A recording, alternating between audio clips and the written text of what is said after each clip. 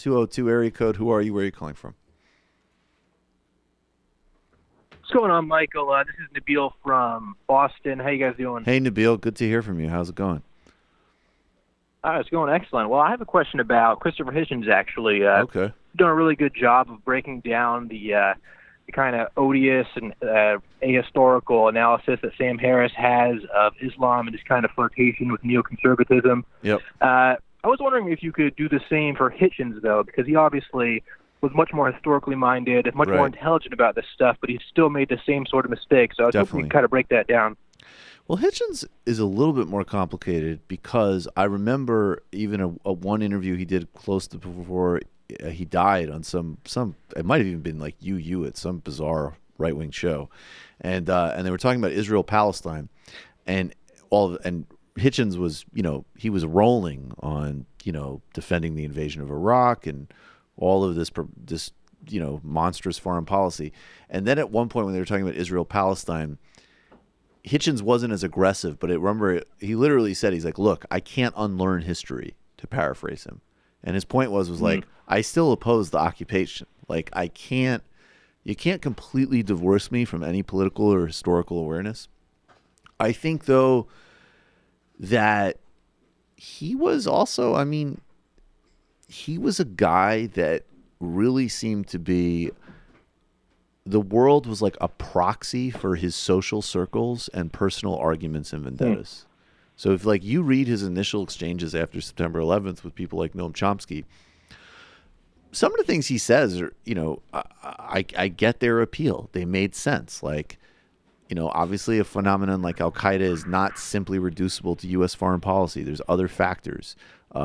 There's also nothing, this is the opposite of the 80s. There's nothing, these are not the Sandinistas. These are, far right-wing religious fanatics that are cruel to everybody that isn't inside an incredibly small group, right? But to me, it seemed like a career opportunity. It seemed like it was about scoring. Like if you read his book, I forget his autobiography. It's like Hitch 22. Yeah, I don't think Hitch 22 is there's almost no mention of Paul Bremer or the Iraq Provisional Authority. It's almost like he's historical, but he turned the world if Harris does his thought experiments and Hitchens turned the world into a dinner party. And it was all about scoring arguments in a dinner party.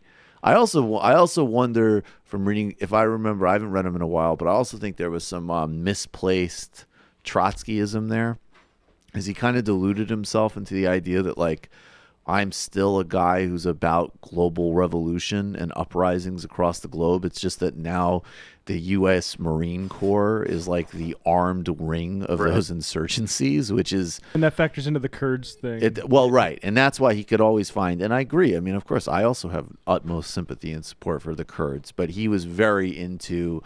And he usually would be very eloquent because who else knew? Because he could find...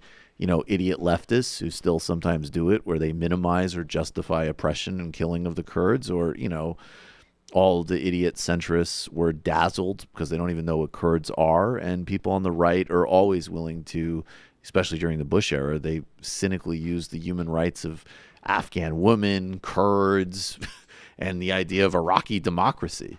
And unfortunately, he was obviously the most effective.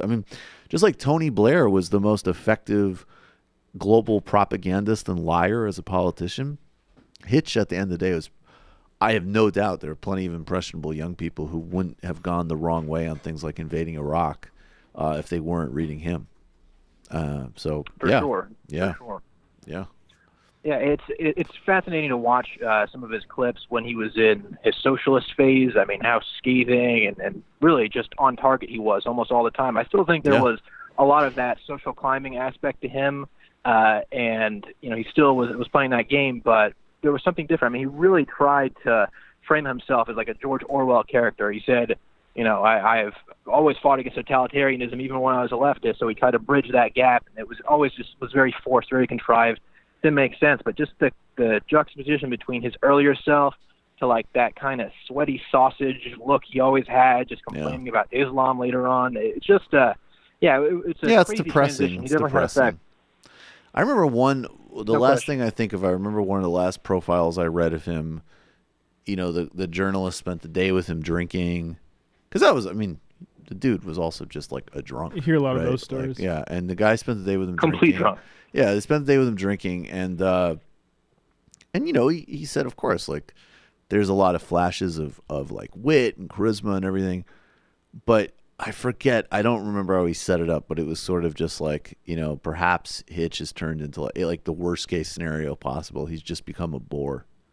And I think like, yeah. Like, yeah, if you look at Hitchens in the 80s on like C-SPAN. Oh, that's amazing. It's very interesting, but you can tell, but he also has a huge appetite for engaging with like Buckley and other like right wingers, right? Like, definitely. He loved that sort of thing. Yes, he did. But he also really knew how to savage them. Yeah, he did. All right, thanks for the call.